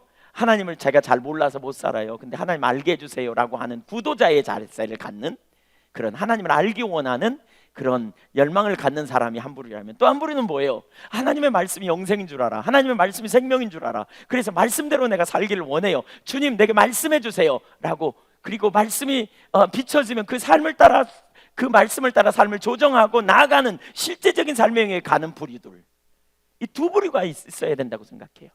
그러나 오늘날 교회 안에는 두 부류만 있지 않아요. 많은 사람들이 말씀을 듣기 위해 모여요. 그리고 설교를 듣고 나서 이런 표현도 해요. 은혜 받았습니다. 이렇게. 근데 은혜 받았다는 말의 의미가 그거 같더라고요. 많은 분들에게 뭔가 하나 깨달으면 은혜 받았다 그래요. 근데 삶은 안 가. 실제는 안 가. 실제로 살 것까지는 별로 기대도 안 해. 여러분, 말씀이 뭡니까? 요한복음 1장 1절에 보면 태초에 말씀이 계시니라, 이 말씀이 하나님과 함께 계셨으니 이 말씀이 곧 하나님이시다. 1장 14절에는 이렇게 말합니다. 말씀이 육신이 되어 우리 가운데 거하시매. 말씀이 육신이 됐다고요. 우리가 그 영광을 보니 아버지의 독생자의 영광이요 은혜와 진리가 충만하더라. 말씀이 육신이 됐어요. 여러분, 말씀이 인격체세요. 하나님이 말씀으로 우리 가운데 오셨다는 말이에요. 그래서 우리는 말씀을 듣는다는 게 뭐예요? 하나님 앞에 우리 자신을 세우는 것과 같아요. 그래서 말씀을 듣는 것이 우리의 삶을 조정하고 민감하게 하나님께 실제적으로 반응하는 삶이어야 될 것을 가르치고 있어요. 말씀을 귀로만 듣는 삶은 잘못됐어요. 지식으로만 아는 자리에 있는 건 잘못된 거예요. 말씀이 우리의 삶의 실제가 되어줘야 돼요. 예수님은 요한복음 12장 50절에 이렇게 말하거든요. 말씀이, 나는 아버지의 말씀이 영생인 줄 아노라. 하나님의 말씀이 곧 생명인 걸 알아요. 왜냐하면 말씀이 인격체이기 때문에. 그런데 어떤 경우에는 듣는 데만 익숙해, 머리로 이해하는 데만 익숙해. 그것은 올바른 신앙이 아닙니다. 우리 신앙은 말씀에 따라 사는 삶이어야 합니다. 하나님의 말씀은 생명이고 말씀을 따라 삶을 조정해야 되고 말씀을 따라 살아야 합니다. 말씀이 우리 삶의 길이어야 합니다. 그래서 비춰지면 그 말씀을 따라 우리 삶을 전환하는 자리로 가야 합니다. 우리 이런 표현 하잖아요. 열심히 말씀을 들었어요. 근데 나중에 그렇게 안 해. 그럼 뭐라 그래요? 너는 어쩌 내 말을 먹냐? 그러잖아요. 너는 말을 먹어버리냐? 이렇게. 소위 말하는 게 그럴 수 있다는 거죠. 제가 어떤 때는 이렇게 집회 가서 하나님의 기준을 나누고, 분명하게 하나님의 기준이 지금 이분이 돌이켜야 될 시점인 게 분명히 보이는데도 허허 웃으면서 은혜 받았습니다. 그리고 가요. 이만큼도 돌이킬 마음이 없어요. 은혜 받았대요. 그 받은 은혜가 뭔지 잘 모르겠어요. 근데 그것은 말씀을 듣고 언약을 지키는 삶이 아닙니다. 그 말씀이 우리 가운데 생명이 되는 삶입니다. 말씀에 권위를 두는 삶이어야 합니다. 두 번째, 기록된 말씀을 잘 지키는 것으로만 이해해서도 안 됩니다. 첫 번째는 말씀을 지식으로만 듣는 것이 아니다, 삶이어야 된다, 이렇게 나눴고요. 두 번째, 기록된 말씀을 잘 지키는 것으로만 이해해서도 안 됩니다. 그 이상입니다. 그러니까 기록된, 성경에 기록된 몇 가지 말씀을 잘 듣고 안 듣고의 문제 이상입니다. 왜냐하면 19장 아까 4절에 보면 너희를 누구에게로 이끌었다? 내게로, 하나님께로 이끌었다. 그러니까 인격적 관계로 이끌었습니다. 인격적 관계 안에서의 말씀은요, 단지 기록된 몇 가지의 말씀을 잘 지키고 안 지키고의 문제가 아닙니다. 그 이상입니다. 만약에 기록된 몇 가지 말씀을 잘 지키고 안 지키고의 문제라면 바리새인들의 행위야말로 그야말로 인정받은 큰 믿음일 겁니다. 바리새인들은 613가지로 확대했습니다. 말씀을. 그래가지고 철저하게 지키기를 힘썼습니다. 바울 사도는 한때 바리새인으로서 율법에 의로 흠이 없었던 자였다고 스스로 고백합니다. 그런데 그가 주님을 만난 이후에 그 삶에 무슨 일이 벌어져요? 자기 속에 선함이 없다고 고백합니다. 내 속에 어떤 선함도 없도다. 만약에 기록된 말씀을 확대했다면 그는 율법의 1.1획도 틀리지 않기 위해서 너무너무 노력했던 유대인들이 세워놓은 모든 율법을 다 지켰다니까요. 유대인들은 안식일날 침도 안 뱉었어요. 왜냐하면 이렇게 비비면, 침 없애려고 비비면 땅 빠져서 이랬다고, 일하는 게 될까 봐서 안식일에 글자 2자 이상 쓰지 않고요. 안식일날은 엘리베이터를 타도 이거 누르지 않는 데잖아요. 한층 가면 열렸다가 시간 되면 닫히고, 또 올라가서 열렸다 닫히고. 한국 목사님이 갔다가 이렇게 열려 있는데 안 누르더래요. 그래서 자기가 누르려고 그랬더니 조그마한 꼬마 녀석이 안 돼요 그러더래요. 왜? 그랬더니 안식일이잖아요. 그래서 기죽어 갖고 꼼짝 못 하고 있다가 나중에 결국은 뛰어내려가고 계단으로 뛰어 올라갔대요. 내려가지고 그냥 계단으로 뛰어 올라갔대요. 훨씬 빠르게 돼요. 그만큼 철저히 말씀대로 살려고 하는. 근데 하나님 뭐라 그랬어요? 너희 속에 하나님을 사랑함이 없다 그랬거든요. 바리새인들 몇 가지를 지키고 안 지키고의 문제가 아니라니까요. 여기 듣는다는 말은, 들으세요. 기록된 율법에 국한된 것이라면 바울 사도가 죄인 중에 괴수라고 고백할 필요도 없습니다. 그럼 올바른 관점이 뭔가? 여기서 말씀을 듣고 언약을 지키라는 말의 올바른 관점이 뭐냐? 이것은 관계성을 전제하고 있습니다. 인격적 관계. 하나님께서 먼저 사랑하시고 택하셔서 노예로 있을 때, 죄와 사단과 사망의 종로로 탈 때 우리를 위하여 막힌 담을 헐어내시고 건져내셨습니다. 그리고 우리를 하나님께로 인도하셨습니다. 친밀한 사랑의 관계로 초청하십니다. 먼저 사랑하신, 먼저 풍요롭게 하신 주님께서 이제 우리가 주님을 알고 사랑함으로써 주님과 친밀한 교제 가운데 있기를 원하십니다. 그 사랑 안에서 하나님을 존중히 여김으로 하나님의 말씀에 순종하는 것입니다. 말씀에 순종하는 삶. 여러분, 여기 참 중요한 한 가지는요, 관계성이라고 할 때 뭐가 있냐면요, 요구되는 것이, 그러니까 형식적 관계에서는요 중심은 별로 중요하지 않습니다. 마음은 별로 안 중요하단 말이에요. 형식적 관계에 있으면 마음은 안 중요해요. 그냥 외형적으로 잘하면 문제 없잖아요, 그렇죠? 근데 하나님이 원하는 관계는 사랑의 관계예요. 친밀한 관계예요. 친밀한 관계에는 마음이 담겨져 있지 않으면 친밀함이 있을 수가 없게 돼요. 그래서 하나님은 우리의 뭘 보시냐면 마음을 보세요. 마음으로 사랑하지 않으면 하나님 편에서 의미가 없는 거예요. 왜? 하나님이 원하시는 관계는 마음을 생각하기 때문에. 사실 유대인들의 입장에서는, 바리새인들의 입장에서는 이 마음이 아니고 형식적인 관계를 생각했던 것 같아요. 그래서 예를 들면 예수님께서 그렇죠. 너희 조상 모세가 살인하지 말라 하였다는 말을 듣고 너희가 우리 살인 안 했어 그러면서 너희가 자부심 갖고 만족하느냐? 내가 너희에게 하나님의 기준을 말해볼까? 하나님이 원하시는 그 관계성의 관점에서 말해볼까? 라고 말하시는 게 마태복음 5장 20절 이하, 21절, 22절 거기 계속 이하를 보면 이렇게 말하죠.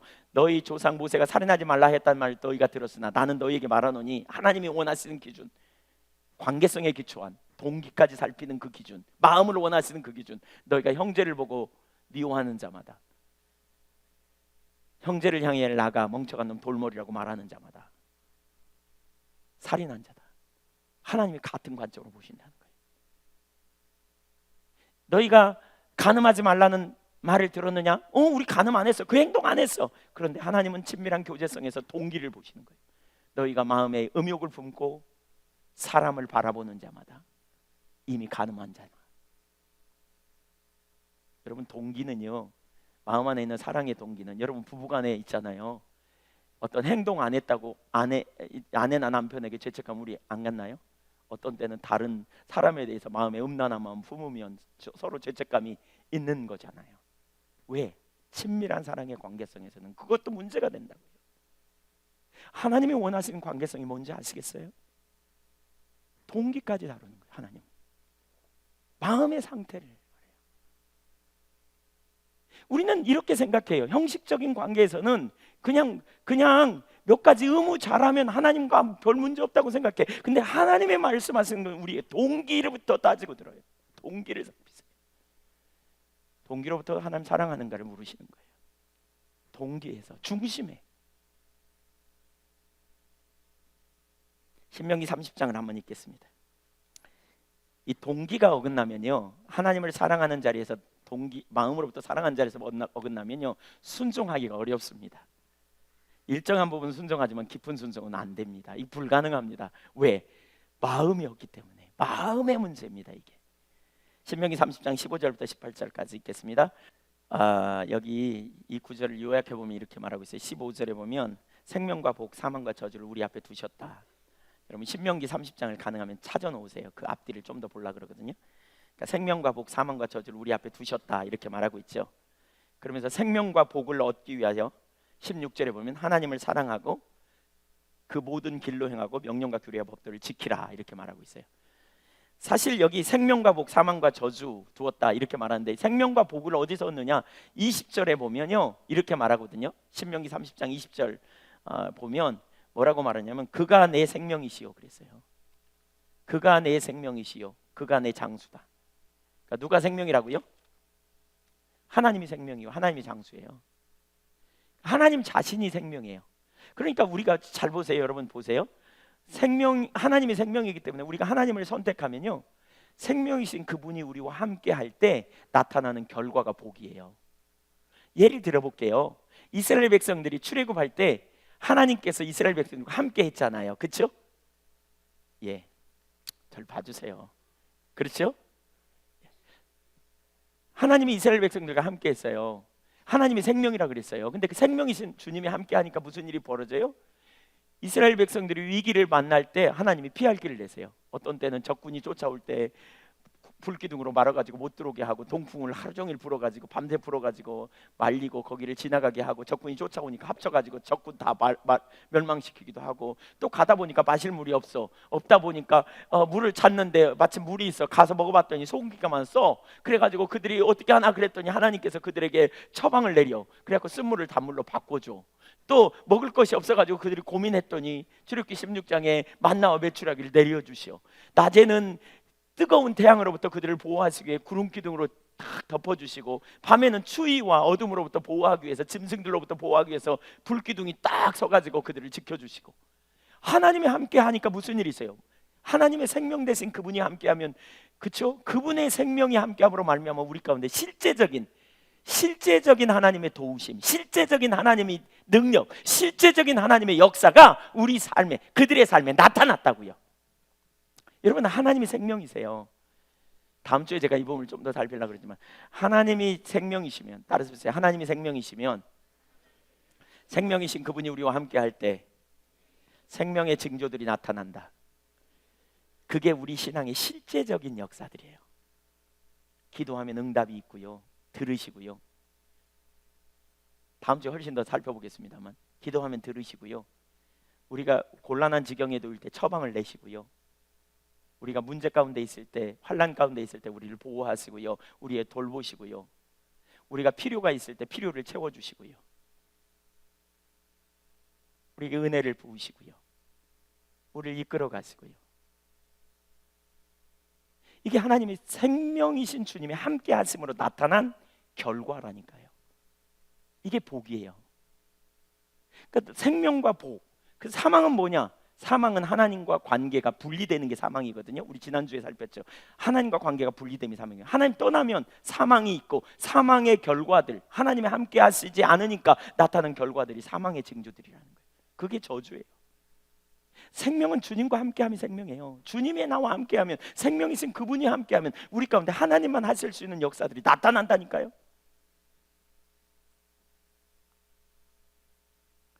우리가 하나님을 선택하면요. 그래서 우리가 하나님을 선택해야 돼요. 하나님 사랑하면 하나님이 우리와 함께 하심으로 하나님만 하실 수 있는 능력 역사들이 나타나요. 그분이 우리의 모든 상황에 가장 완전한 길로 우리를 이끄시고 돌보시고 붙들어 주시고 깨닫게 하시고 보호하시고 은혜 가운데 지켜주시고 그분의 생명이 우리와 함께 할 때, 그래서 생명과 복을 얻기 위해 하나님 사랑하라는 거예요. 하나님 사랑하고 하나님의 길로 행하라는 거예요. 생명과 복을 얻기 위하여. 그런데 17절에 뭐라 그러냐? 그러나 마음을 돌이켜 듣지 않고 유혹을 받아 우상을 섬기면 그것의 결말은 뭐냐? 18절에 망하는 거래요. 즉 사망과 저주에 이른다는 거예요. 하나님 떠나면 사망과 저주에 이른다는 거예요. 생명이신 주님을 떠나면 사망과 저주에 이른다는 거죠. 17절에 마음을 돌이켜 듣지 아니하고, 하나님 떠나면, 마음으로부터 하나님을 떠나면 나타나는 첫 번째 징조가 뭐라고요? 안 듣는다는 거죠. 완전히 안 들어. 그냥 일부분만 들어. 시간이 없어서 다 살펴볼 수 없지만 사무엘상 15장에 보면 사울이 자기 중심이 됐거든요. 임금되면서. 그래가지고 그가 자기 명예에 초점이 돌아가요. 그랬더니 하나님께서 그에게 아말렉 사람을 다 진멸하라, 거기 사람이나 짐승을 다 진멸하라 그래요. 근데 사울이 안 그래요. 일부분만 순종해요. 조금만 순종해요. 조금만. 그래가지고 왕 한 사람 살리고 뭐하죠? 그 다음에 살찐 짐승들 다 내버려둬요. 사무엘이 가서 왜 내버려뒀냐 그랬더니 뭐라 그러냐? 백성들 핑계댑니다. 백성들이 그랬습니다. 두 번째 핑계는 뭐냐? 하나님께 제사 드리려고 그럽니다. 그랬더니 하나님이 뭐라 그랬어요? 순종이 제사보다 낫습니다. 이러면서 강력하게 책망하죠. 결국 그 사건을 통해 사울은 버림받거든요. 하나님께. 듣지 않아요. 자기 중심으로 돌아오면 여러분 안 들어집니다. 여러분 이게 참 무섭더라고요. 한번 따라서 보실래요? 하나님 떠나기는 순식간이고 돌아오는 데는 엄청 먼 길이다. 무슨 얘기인지 아세요? 마음으로 하나님을 떠나면 자기 중심이 돼요. 그러면 하나님의 말씀이 생명이 아니에요. 자꾸 내 욕심대로, 마음과 육체 원하는 대로 하고 싶어. 자꾸 내 감정대로 가버려요.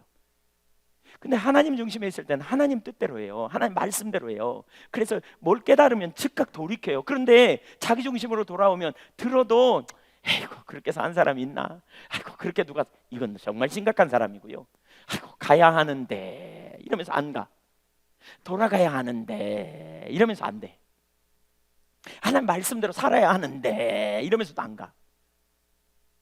이 마음과 육체의 원하는 욕심이 얼마나 끈적끈적한지 거기서부터 헤어나오는 게 너무 어렵습니다.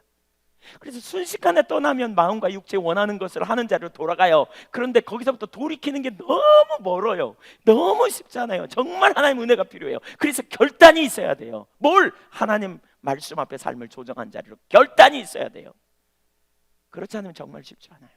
여러분 정말 쉽지 않습니다. 저 개인적으로도 타협하니까 이런 일들이 생기더라고요. 제가 물질에 대한 부분에 저는 별로 욕심이 없는 줄 알았는데, 제가 처음 목회하고 나서 처음 어디 교회에 헌신 예배 해달라 그래서 설교해달라 그래서 갔더니 봉투를 주더라고요. 끝나고 나니까. 근데 제가 그걸 가지고 집에 저기 화순에 그때 살 때 가다가 너리째 넘어가가지고 도저히 갈 수가 없어. 그래서 차 한쪽에다 세우고 봉투에 얼마 들었는가 봤습니다. 얼마나 죄책감이 제 속에 들든지요. 그때부터 제가 사례비 받으면 내가 그 사례비 개인적으로 챙기면 안 되겠구나. 교회에서 생활비 받는데 또 하나님이 공급하시는데, 그래서 그때부터 헌금했습니다. 왜냐하면 사례비 받는데 관심 있으면요, 제가 집회 끝날 때쯤 되면 헌금 얼마 줄까, 헌금 많이 줘야 될 때, 사례비 얼마 많이 줘야 될 때, 여기에 관심 가겠더라고요. 그래서 그때부터 그렇게 안 했습니다. 그리고 꼭 필요한 경비 외에는 이렇게 안 했습니다. 근데 이제 그렇게 하고 나서도 그 다음에 제가 저도 모르게 경비 중에 일부만, 아니 이제 뭐죠? 교통비 뭐 예를 들면 뭐 들어간 필수 비용이 있잖아요. 뭐 이런 저런 비용, 통행료 같은 거, 그런 것만 제외하고는 나머지 내거든요. 근데 이건 하나님과 저와의 관계라서 누가 왜 덜 냈냐, 누가 더 많이 냈냐 시비 걸 사람 아무도 없어요. 제가 하나님 앞에 결단한 거고 제가 하나님 앞에 하는 거기. 근데 제가 내면서 있잖아요, 조금씩 거기다 붙이는 거 있죠. 여기다가 조금씩 얼마를 이렇게 한 5만 원 한 5만 원 쓴 것 같다. 그러면 그냥 10만 원.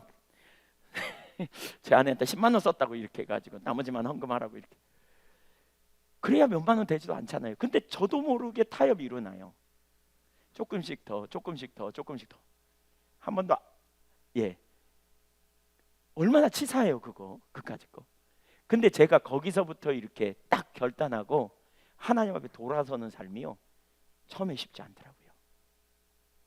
제가 개인적으로 그 돈을 착복하거나 뭐 개인적으로 쓴 적은 그러니까 그러진 않았습니다. 근데 예를 들면 조금씩 이렇게 더 단위를 높여 쓴 비용을 한 5만 원 썼으면 한 10만 원 썼어, 뭐 이런 식의 표현을, 뭐 많이 써야 한 10만 원, 20만 원, 어떤 때는 한 30만 원도 쓰기는 하지만 뭐 그렇게 별로 많이 안 쓰잖아요. 그러니까 사례비 중에 일부 이제 그거 내놓고. 근데 그런 타협이, 이건 하나님과 저와의 관계에서만 일어난 일이라니까요. 여러분, 이걸 형식적인 하나님과 저와의 관계가 형식적이라면 제가 이런 문제 가지고 일말의 양심의 가책도 가질 필요도 없어요. 근데 하나님 앞에서 제가 그렇게 결단했기에 그렇게 하는 제 모습을 보면서, 근데 이게 뭐냐, 타협이 자꾸 깊어져 가는 거 있죠. 점점 커져. 그러면서 무감각해져요. 점점 무감각해져요. 아무렇지도 않다는 듯이. 어떤 마음인지 아시겠죠? 여러분 아시죠? 왜 아는지, 제가 왜 아느냐고 물어봤어요. 다 비슷하니까. 점점 타협해요. 우리 너무나 쉽게 타협해요. 여러분 11조 같은 것도 마찬가지일 수 있어요. 제가 볼 때는 하나님께 드리는 거 11조라 그러면 조금씩 띄고 그냥, 여러분 11조 조금 드렸다고 아무도 여러분에게 탓하지 않습니다. 근데 하나님과의 관계에서 다루는 겁니다. 주일 빠지는 거, 주일 빠지면 제가 얘기합니다. 왜 빠지냐고. 그렇지만 개인적으로 궁극적으로는 제가 빠지는 게 무서워서 여러분이 주일 빠지지 않습니다. 하나님과의 친밀한 교제 가운데 하나님 앞에 우리 자신을 세우는 것입니다. 내가 말을 듣는다는 것이 어디에 초점이 있는가를 보십시오. 인격체 대신 주님 앞에 나를 세우는 삶. 근데 하나님을 떠나면요, 예배 드리는 것보다 더 좋은 게 있어. 하나님께 드리는 것보다 더 좋은 게 있어. 그냥 하나님께 드리는 게 너무 아까워 죽겠어. 하나님 사랑하면요, 특권으로 여기면서 기꺼이 드리진대. 하나님 떠난 겁니다. 이게 마음으로부터 떠나면 이런 일들이 나타납니다. 지금 여러분이 떠나 있는지 살펴보십시오. 잘 들으세요. 떠나면 어떻게 된다고요? 반드시 망할 거라고 그랬어요. 여러분, 하나님의 생명에 거치면 그리스도인으로 특권, 하나님께서 하나님의 백성에게 주시는 놀라운 특권을 상실하는 겁니다. 우리는 선악과도 따먹고 생명나무도 따먹으려고 그러면 안 된다니까요. 생명나무 과실을 먹어야 생명이 있는데 우리는 선악과도 따먹고 생명나무 따먹으려고 그러면 안 된다니까요. 하나님을 사랑할 때에 하나님의 말씀이 생명인 줄 알기에 생명나무 과실만 따먹고 선악과는 안 건드려요. 자기중심으로 돌아가면요, 선악과가 이상하게 맛있어 보이고요, 선악과가 굉장히 지혜롭게 해 보이고요, 너무너무 탐스러워 보이는 거죠. 그러니까 가서 뚝 따서 먹는 거죠. 이게 하나님을 사랑하는 자리에서 멀어질 때, 자기중심으로 돌아갈 때 그렇게 되는 거예요. 지금 여러분 그 자리에 있다면 정말 경각심을 가지고 가셔야 돼요. 일이 아주 오래되잖아요. 그러면 꼭 말씀대로 살아? 꼭 그렇게 살아야 되나? 여러분이 이 자리쯤 가 있으면 지금 굉장히 많이 떠난 겁니다. 하나님, 어쩌면 여러분이 기도해도 응답이 있을 수도 있어요. 은혜로 돌이키게 하려고. 그러나 장담하건대 그런 상태에서 은혜가 함께 한다면 그 은혜 조만간 거치게 될 거예요. 결국 그분의 생명이 우리 가운데 함께 와요. 가정 안에 하나님의 생명이 임하면 관계가 회복됩니다. 하나님의 생명이 임하면 우리 안에 깨닫는 지혜가 있습니다. 하나님의 생명이 우리 가운데 함께하면 놀라운 치유와 회복이 일어납니다. 여러분, 하나님 앞에서 여러분의 삶을, 사실 우리가 적당히 믿어서 진정한 승리와 능력이 있는 삶이 아닙니다. 여러분이 아직 하나님을 잘 몰라서 고민한다면 괜찮습니다. 고민하십시오. 주님은 고민하고 찾을 때 하나님께서 여러분에게 하나님을 더 알게 하실 거고, 붙어 있으면 깊이 있고 변화될 겁니다. 그러나 우리가 가야 될 근본적인 자리는 그분의 생명이 우리 가운데 함께하는 삶이어야 합니다. 그래야 능력이 있습니다. 신앙의 본질로 돌아와야 합니다. 하나님을 사랑하는, 그리고 그것이 하나님의 말씀을 듣는 자리에 가는 것입니다. 회개도 하나님의 말씀으로 돌아가는 것입니다. 신명기 30장 1절 이하를 보겠습니다. 이 부분만 읽고 마치려고 그러는데 1절 이하, 내가 내게 진술한 모든 복과 저주가 내게 임함으로 네가 내 하나님 여호와께로부터 쫓겨난 모든 나라 가운데서 이 일이 마음에서 기억이 나거든. 하나님이 이걸 가르쳤으니까 기억나거든, 그 말이죠. 2절 읽겠습니다. 시작. 너와 내 자손이 내 하나님 여호와께로 돌아와 내가 오늘 내게 명령한 것을 온전히 따라 마음을 다하고 뜻을 다하 여호와의 말씀을 청종하면. 우선 여기 내 하나님 여호와께, 이 말을 되게 많이 나오거든요. 내 하나님 여호와께, 이 말을 염두에 두고 읽어보면 좋겠는데요. 여기 뭐라고 그러죠? 하나님께 돌아오라는 거예요. 지금 저주 가운데 있다면, 지금 하나님의 생명이 너희 가운데 거쳤다면, 지금 복이 너희 가운데 거쳤다면 하나님께 돌아오라는 거예요. 이 말을 기억하고 돌아오라는 거예요. 근데 돌아오는 비결이 뭐냐? 거기 돌아오는 비결이 뭐예요? 마음을 다하고 뜻을 다하고 다하여 여호와의 말씀을 뭐하라? 들으라는 거예요. 청종하라는 거예요. 하나님의 말씀 앞에 지금 내가 뭐가 문제인지, 이러면 안 되는데, 내가 이런 삶이 안 되는데, 이 삶을 전환해야 되는데 하는 영역이 여러분에게 뭐든지 비춰진다면 그 자리에서 돌이킬 수 있기를 축복합니다. 뜻을 정하여 하나님 앞에 서십시오. 뜻을 정하여. 거기 생명이 있다니까요. 개인적으로 저는 우리 한교회 모든 지체, 모든 정말 삶의 가정에 정말 하나님의 생명이 임하기까지 그런 역사들이 나타나야 된다고 믿어요. 여러분이 귀로 많이 알고 듣고 있지만 여전히 그 삶에 있고 그 자리에 있다면 거기서 근본적으로 돌이키기를 결단하셔야 됩니다. 하나님이 하시는 역사들, 하나님이 생명으로 운행하십니다. 여러분, 하나님이 함께 하시면 강력해요. 진짜 어떤 데는 두려울 만큼. 저희 같은 경우도 개인적으로 어떤 때는 말만 꺼내면 하나님이 필요를 채우시는데 기가 막혀요. 얼마나 기가 막힌지 모르겠어요. 뭐 먹고 싶다 그러면 어김없이 먹을 게 생기고요. 뭐 금 나와라 똑딱, 음 나와라 똑딱, 이 말이 아니고요. 하나님의 생명이 함께 한다는 게 실제라니까요. 기도하면 역사하시고 응답하시고. 결국 하나님께로 우리가 돌아가야 돼요. 말씀을 청종하는 것, 그리고 이렇게 돌아가면요 징조들이 나옵니다. 그 다음 보시죠. 3절부터 6절까지 읽겠습니다. 연속해서 5절까지 먼저 읽겠습니다. 시작. 내 하나님 여호와께서 마음을 돌이키시고 너를 긍휼히 여기사 포로에서 돌아오게 하시되 내 하나님 여호와께서 흩으신 그 모든 백성 중에서 너를 모으시리니 내 쫓겨간 자들이 하늘가에 있을지라도 내 하나님 여호와께서 거기서 너를 모을 것이며 거기서부터 너를 이끄실 것이라. 내 하나님 여호와께서 너를 내 조상들이 차지한 땅으로 돌아오게 하사 내게 다시 그것을 차지하게 할 것이며 여호와께서 또 내게 선을 행하사 내게 내 조상들보다 더 번성하게 하실 것이며. 여기 무슨 일이 있어요? 이렇게 돌이키면 열매 중에 하나가 뭐냐? 포로된 땅에서 돌아오게 될 거라는 거예요. 억압에서 돌아오게 될 거라는 거예요. 하나님께서 흩으신 무리들 가운데 긍휼을 베푸셔서 다시 회복시킬 거라는 거예요. 6절 보세요. 여기 정말 신나더라고요. 6절 보세요. 그러니까 돌아오게 하세요. 아직 태문은 안 열지 모르지만 돌아오게 하세요. 회복시켜요. 근데 회복의 궁극적인 역사는 6절 보세요. 시작. 내 하나님 여호와께서 내 마음과 내 자손의 마음에 할례를 베푸사 내게 마음을 다하며 뜻을 다하며 내 하나님 여호와를 사랑하게 하사 내게 생명을 얻게 하실 것이며. 절 보세요. 하나님을 사랑해야 생명을 얻어요. 하나님을 사랑하면 그분의 생명이 우리 가운데 넘쳐요. 근데 자 보세요. 여러분, 하나님 사랑하기 원하시죠? 다시 묻습니다. 하나님 사랑하기 원하십니까? 존재를 다해 사랑하기 원하십니까? 근데요 있잖아요, 사랑하고 싶은데 잘 안 되잖아요. 근데 이렇게 하나님의 말씀을 청종하고 하나님께 돌아오면요, 여기 그렇게 말하고 있잖아요. 하나님께서, 내 하나님 여호와께서 내 마음과 내 자손의 마음에 할례를 베푸셔서 마음을 다하며 뜻을 다하고 하나님을 사랑하도록 만들어 주신다는 거예요. 하나님을 사랑할 수 있는 열정을 부어주신다는 거예요. 아멘. 우리에게 그 마음을 쏟아부으셔. 이게 회복이에요.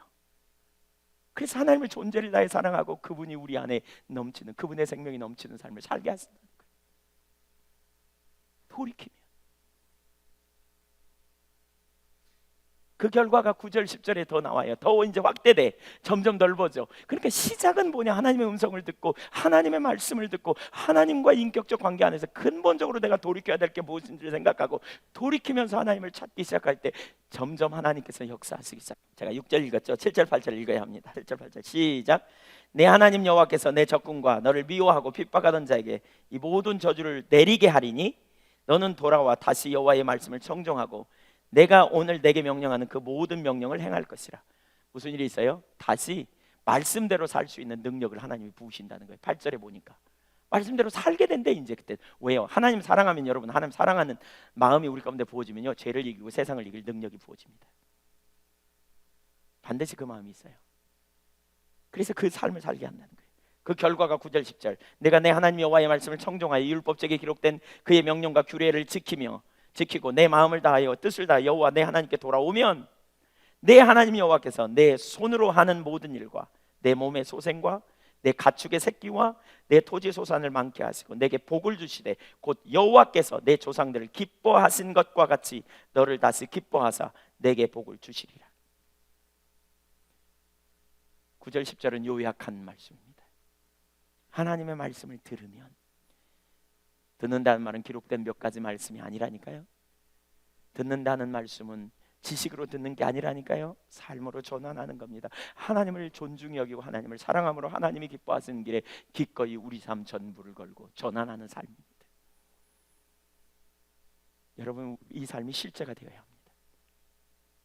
그리하면 하나님의 생명 대신 그분이 우리와 함께 하심으로 그분의 생명이 우리 가운데 넘쳐 하나님만 하실 수 있는 놀라운 능력의 역사들이 우리 삶에 실제로 나타나고 열매 맺고 승리하는 믿음의 삶이 될 줄로 믿습니다.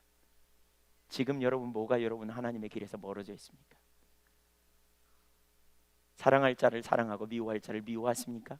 성경은 원수까지도 사랑하도록 말씀하십니다. 여러분의 마음에 미움과 분노와 사람에 대한 원통함이 있다면 하나님의 기준을 따라 용서를 선택하십시오. 결단하십시오. 그것이 하나님의 말씀을 듣는 일입니다.